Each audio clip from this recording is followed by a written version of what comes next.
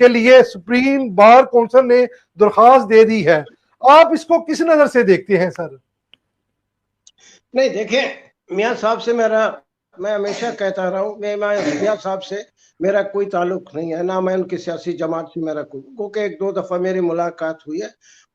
میں علم ہے کہ ان کے دل میں میرے لیے ایک بہت سافٹ کارنر موجود ہے. میں مانتا ہوں، میں ان کا بہت احترام کرتا ہوں، میں ان کی بہت عزت کرتا ہوں.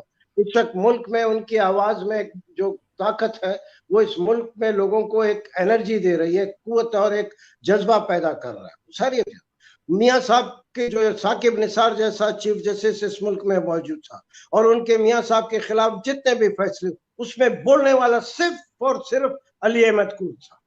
بالکل بڑے گونج کے ساتھ، بڑی طاقت کے ساتھ میں بولتا رہا اور کوئی نہیں بولا. باقی میں تو صرف، اگر میں farmer president supreme court bar تھا، اور بھی بے شمار موجود، کسی نے نہیں کہا. میرا ساتھ اگر کسی نے دیا وہ عرفان قادر نے. تو میں یہ کہتا ہوں، میں اس وقت بھی کہتا تھا، میں آج بھی کہتا ہوں، ان کے ساتھ جو کچھ ہوا وہ اسٹیبلشمنٹ کیا، اس کے ساتھ جو کچھ کیا اس ملک کی بہت طاقتور جو ٹولہ ہے اس نے کیا. آج ان کے خلاف جو بھی آپ وہ کہتے ہیں کہ ان کی نااہلی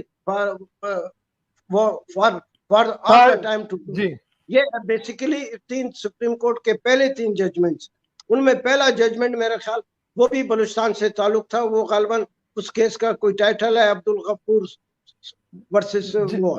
تو اس میں یہ ہوا تھا کہ یہ اصول آیا تھا کہ جو بھی ڈسکوالیفیکیشن ہوگی امین اور صادق کے حوالے سے، یا آرٹیکل 62 63 کے کسی بھی شک کی زد میں آنے کے حوالے سے اگر کوئی بھی ڈسکوالیفیکیشن ہے وہ فار ایور جو ہے وہ ہوگا. تو غفور والے، عبدالغفور والے کیس میں وہ بھی الیکشن میٹر تھا اس میں. تو آج سپریم کورٹ ایک اچھی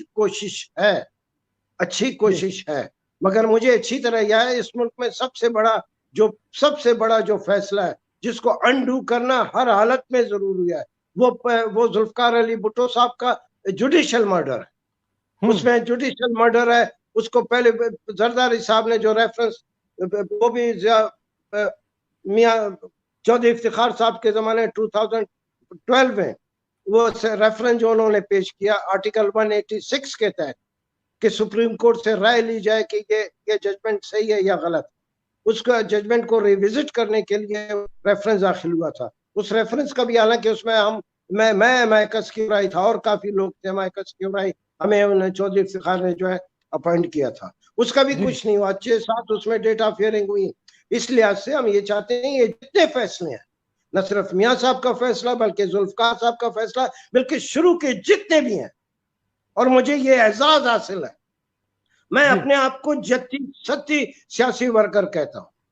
میں نے وہ ایل ایف او کی موومنٹ میں، جب میں بلوچستان بار کا میں صدر تھا، بلوچستان بار کونسل کا وائس چیئرمین، اس ایل ایف او کی موومنٹ میں سپریم ہمارے جتنے بھی وہ غلط ترین اور جو اینٹی جمہوریت اور اینٹی سپریمیسی آف کانسٹیٹیوشن جتنے بھی ججمنٹس تھے، میاں وہ جسٹس منیر کے فیصلے، میاں تمیز الدین کے فیصلے سے لے کے ظفر علی شاہ کے فیصلے تک، وہ سارے فیصلے میں نے نظر آتش کیے اس ایل ایف او میں. وہ سب سے اس زمانے کی سب سے بڑی خبروں میں تھی، اور سب وکلا کی موومنٹ کو اس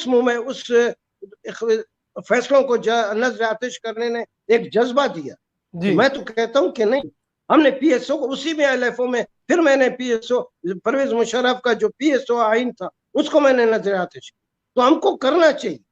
ہم صرف نظر آتش کرتے کرتے تو اس ملک سے ان عدالتوں کے فیصلوں کو تو ریوزٹ نہیں کرا سکتے، ان کو تو ریموو نہیں کر، یہ عدالتوں کو کرنا پڑے گا. تو بالکل سپریم کورٹ بار کے جو ہیں انہوں نے جو کیا اس میں ریوزٹ ہونا چاہیے. میں سمجھتا ہوں کہ اس ملک میں جب تک آپ آگے اس وقت تک نہیں جائیں گے جب تک یہ جتنے غلط فیصلے ہیں آپ ان کو جو ہے وہ نہیں، آپ ان کو جب تک ان کے اوپر آپ کی سوچ نہیں ہوگی کلیئر، آپ کا ایک ڈائریکشن نہیں ہوگا، اس وقت تک ہم آگے نہیں جا سکتے، معاشرے میں ترقی کر سکتے. بالکل ایسی ہے. اچھا کل صاحب، آپ نے جس طرح گفتگو فرمائی ہے سر، یہ جو ابھی رانا شمیم صاحب کا حلف نامہ، بشیر میمن صاحب کے بیانات، ارشد ملک کی ویڈیو، اس کے بعد ثاقب نثار کی آڈیو، اس سب معاملات کے بعد بی بی مریم اور نواز شریف صاحب کے کیس پر کوئی اثر پڑے گا ان سب کا چیزوں کا سر؟ ہاں جی بالکل بالکل پڑھنا چاہیے. بالکل ہمارے دیکھیں ہمارے عدالتی نظام میں اس میں بہت جان ہے. ہمارے عدالتی سسٹم ہر لحاظ سے قانون کے حوالے سے بہت اس میں ایک انرجی موجود ہے. اس میں اگر انصاف دینا چاہے, اگر ججز عدالتی انصاف دینا چاہے, ہمارا سسٹم صحیح ہے.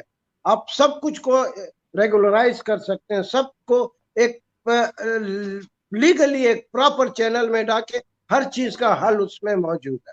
تو اس لحاظ سے یہ جو آپ نے کہا کہ اس میں جتنے بھی ہم یہ سمجھتے ہیں کہ ہمارے ملک کا جو سسٹم ہے اس میں ہے, اگر آپ اس کو صحیح طریقے سے میں ثاقب نثار صاحب کو بہت اچھی طریقے سے جانتا, جس طرح وہ چیف جسٹس ہے اور جس طرح انہوں نے اپنا ٹینور وہ کیا, جو ان کا انداز گفتگو تھا, جس طریقے سے اس عدالت میں چیف جسٹس کے منصب کو خراب کیا, ڈیمیج کیا, میں سمجھتا ہوں. میں نے پہلے بھی کہا, میں آپ بھی کہتا, میں رانا شمیم صاحب سے میری ملاقات نہیں ہوئی, مگر میں یہ کہتا ہوں کہ وہ جو آڈیو ہے جو لیک ہوئی ہے یا جس کو سامنے لایا گیا, وہ اس میں اس میں ثاقب نثار صاحب کی آواز بالکل انہی کی آواز ہے, اور وہ جو ہے بالکل صحیح.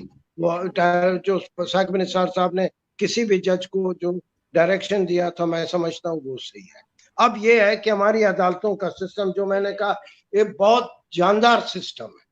عدالتوں میں سب سے بڑی جو ریکوائرمنٹ ہے, ہر آنے والا جو آدمی ہے, ہر آنے والا آدمی جو ہے, جو بھی پلینٹیف ہے, پلانٹ ہے, جو اس کو he has to come with the clear hands, clear اس کے ساتھ آنا پڑے گا.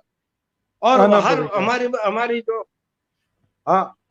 ہر وہ آدمی جو کلیئر اس کے ساتھ نہیں آتا, اور وہ اگر اس کے جتنے بھی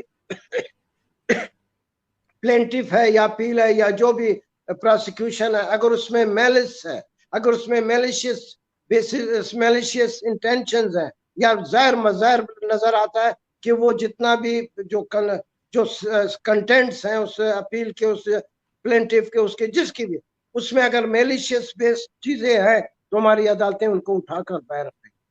تو اس لحاظ سے میاں صاحب کے یا مریم نواز کی صاحبہ کے حوالے سے جو ان کی اپیلیں موجود ہیں, چونکہ اتنی بڑی باتیں سامنے آ گئی ہیں جس میں یہ آڈیو بھی ہے, یہ ویڈیو سب کچھ ہے, تو اس لحاظ سے میں سمجھتا ہوں اس کا اثر ان کی اپیلوں پہ ہونا چاہیے.